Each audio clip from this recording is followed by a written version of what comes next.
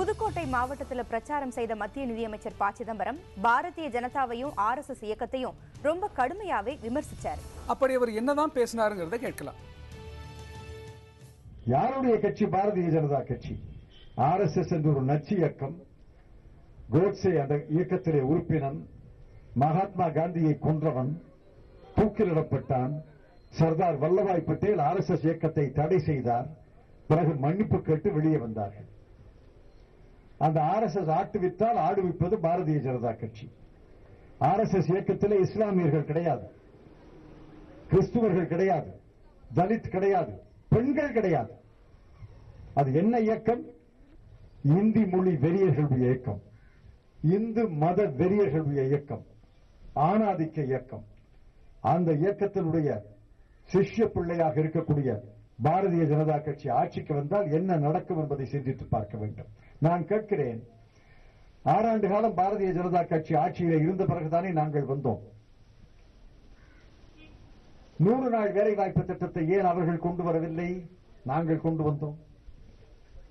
விவசாய கடனை ஏன் அவர்களால் ரத்து செய்ய முடியவில்லை? நாங்கள் வந்து நான் நிதியமைச்சராகத்தானே ரத்து செய்தேன். கல்விக் கடனை ஏன் அவர்கள் தர முடியவில்லை? நாங்கள் வந்து நான் நிதியமைச்சராக வந்த பிறகுதானே கல்விக் கடன் திட்டம் வந்து இன்று நம்முடைய நாடாளுமன்ற தொகுதியிலே மட்டும் 19,000 மாணவர்களுக்கு கல்விக் கடன் வழங்கி இருக்கிறோம். நாடு முழுவதும் 27 லட்சம் மாணவர்களுக்கு 55,000 கோடி ரூபாய் கல்விக் கடன் வழங்கி இருக்கிறோம். தென்சென்னையில போட்டியிடும் திமுக அமைப்பு செயலாளர் TKS இளங்கோவன் அறிமுகப்படுத்தும் கூட்டம் நடந்துச்சு. அதுல பேசிய இளங்கோவன் இந்த தேர்தல்ல எப்படிப்பட்டவங்களை எதிர்த்து போட்டியிடுறோன்னு விளக்கமா பேசினார். இந்த தேர்தலிலே ஒரு மோசமான எதிரியை நாம் சந்திக்கவிருக்கிறோம். வலிவான எதிரிகளை சந்தித்து பழக்கப்பட்ட திராவிட முன்னேற்ற கழகத்திற்கு மோசமான எதிரிகளை சந்திக்கும் போது சில சங்கடங்கள் வரும். இந்த எதிரி எவ்வளவு மோசமானவர் என்பதற்கு நீண்ட விளக்கமெல்லாம் தேவையில்லை. ஒரு மேடையில் ஏறி இங்கே அமைப்பு சாரா தொழிற்சங்கத்தை பற்றி பேசினார் நம்முடைய தோழர் பொன்குமார், கட்சியிலிருந்து வருகை தந்த தோழர். ஒரு தேர்தல் அறிக்கையிலே, அதிமுக தேர்தல் அறிக்கையிலே என்ன சொல்லியிருக்கிறார்கள் என்றால், நாங்கள் தான் அமைப்பு சாரா தொழிலாளர்களுக்கான நல வாரியங்களை ஆரம்பித்தோம் என்று சொல்லியிருக்கிறார்கள். அதைவிட மேலாக இந்த முதலமைச்சர் ஜெயலலிதா தேர்தல் பிரச்சார கூட்டத்தில் போகும்போது ஒரு இடத்திலே சொல்றார், நாங்கள் தான் இஸ்லாமியர்களுக்கு இடஒதுக்கீடு கொடுத்தோம் என்று. வலிமையான எதிரி என்றால் தங்கள் சாதனைகளை சொல்வார்கள், மோசமான எதிரி என்றால் பொய்களை அள்ளி வீசுகிறார்கள் என்பதற்காக இதை சொல்கிறேன். சிங்கத்தோடு மோதியெல்லாம் இன்றைக்கு ஒரு கரப்பாம்பூச்சியோடு மோத வேண்டிய நிலைக்கு ஆளாகிறோம். கரப்பாம்பூச்சி என்று ஏன் சொல்கிறேன் என்றால் அது எப்பொழுதுமே இடுக்கிலே ஒளிந்து கொள்ளும். அதிமுக வேட்பாளரை ஆதரிச்சு ஸ்ரீவில்லிபுத்தூர்ல பேசிய நாஞ்சில் சம்பத் பாதுகாப்பு விஷயத்துல மத்திய அரசு மௌனமா இருக்கிறதா குற்றம் சாட்டினார். குறிப்பா சமீப காலங்களில் அடிக்கடி நடந்துகிட்டு இருக்கிற நீர்மூழ்கி கப்பல் விபத்து பற்றி அடுக்கு மொழியில பல கேள்விகளை எடுத்து வீசினார். நீர்மூழ்கி கப்பல் தீப்பிடித்திருக்கிறது. நீர்மூழ்கி கப்பலை தீப்பிடிக்கலாமா? பானைக்கே வசிக்கலாமா? விசிறிக்கே வீர்க்கலாமா? வேரிலை கொண்டு போய் விழுந்து வெந்நீரை ஊற்றலாமா? நகத்தை செதுக்கி அழுக்கி அகற்ற வேண்டிய கத்தரிக்கோள் விரலை வெட்டி வேடிக்கை மறுக்கலாமா? மலரை எடுத்து மாலை தொடுக்க வேண்டியவர்கள் இதனை கிழித்து சிதைத்து சின்னாபின்னப்படுத்தலாமா? ஆடுகளை காக்க வேண்டிய யாதவர்கள் ஆட்டுக்குட்டிகளை ஓநாய்களிடத்தில் கொண்டு ஒப்படைக்கலாமா? தாய்ப்பாலை நண்டாகலாமா? காத்தாடியே கத்தியாக மாறலாமா? நீர்மூழ்கி கப்பலை தீப்பிடிக்கலாமா? தீப்பிடிக்கிறது, விபத்தில் சிக்குகிறது. 8 கப்பல்கள் எரிந்திருக்கிறது. 28 வீரர்கள் இதுவரைக்கும் செத்து போயிருக்கிறார்கள். கிருஷ்ணகிரி தொகுதியில் திண்ணை பிரச்சாரம் மேற்கொண்ட திமுகவின் சட்டமன்ற உறுப்பினர் செங்குட்டுவன் திமுகவுடைய ஆட்சி காலத்தில் செய்யப்பட்ட சாதனைகளை விளக்கியதோடு இந்த தேர்தலில் வெற்றி பெற்றால் விவசாய கடன், கல்வி கடன் முழுமையாக ரத்து செய்யப்படும் உறுதியளித்தார். நீங்க ஓட்டு போட்டீங்களா? விவசாயி வாங்கியிருக்கிற அத்தனை கடையும் மீண்டும் நான் ரத்து செய்கிறேன், எல்லா கடனையும் ரத்து செய்கிறேன் என்று தலைவர் கலைஞர் தேர்தல் அறிக்கையிலே சொல்லியிருக்கிறார்.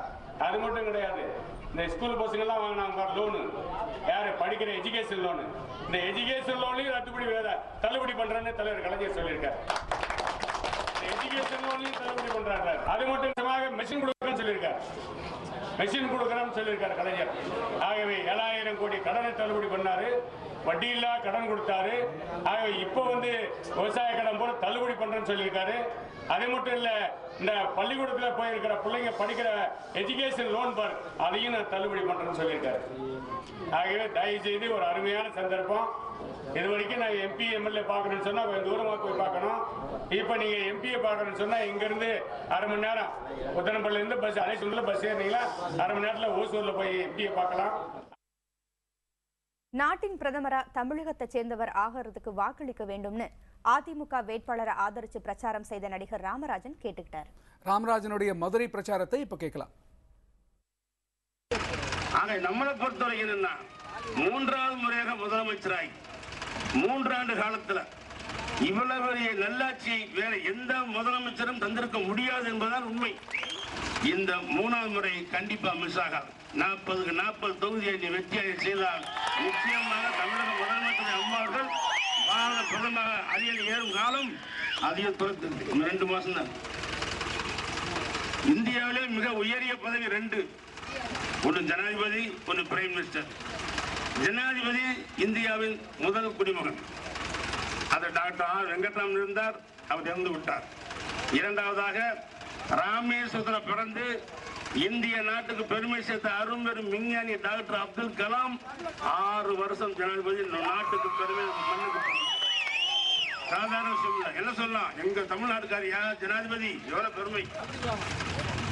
அந்த டாக்டர் அப்துல் கலாம் அவர்களை மறுபடியும் ஜனாதிபதியாக்க ஆதரவு தெரிவித்தவர் புரட்சி தலைவி அம்மா அவர்கள். ஆனா அப்துல் கலாம் அவர்களை ஜனாதிபதி ஆக விடாமல் தடுத்தவர் கண்ணனே. விழுப்புரத்துல அதிமுக வேட்பாளரை ஆதரிச்சு பிரச்சாரம் செஞ்ச முன்னாள் நடிகை விந்தியா மற்ற கட்சிகளைப் போல இல்லாம தீவிரமா அலசி ஆராய்ச்சி வேட்பாளர்களை முதலமைச்சர் ஜெயலலிதா தேர்வு செஞ்சிருப்பதா சொன்னாங்க. அவரோட பேச்சின் ஒரு பகுதியை இப்ப பார்க்கலாம். நல்லா யோசிச்சு ஒரு பொண்ணுக்கு மாப்பிளைய தேடுற மாதிரி அவங்க தகுதியை அலசி ஆராய்ச்சி பார்த்து குற்றம் இல்லாதவரா, நல்லவரா, நேர்மையானவரா, நம்பிக்கையானவரான்னு பார்த்து அறிவிக்கிறாங்க.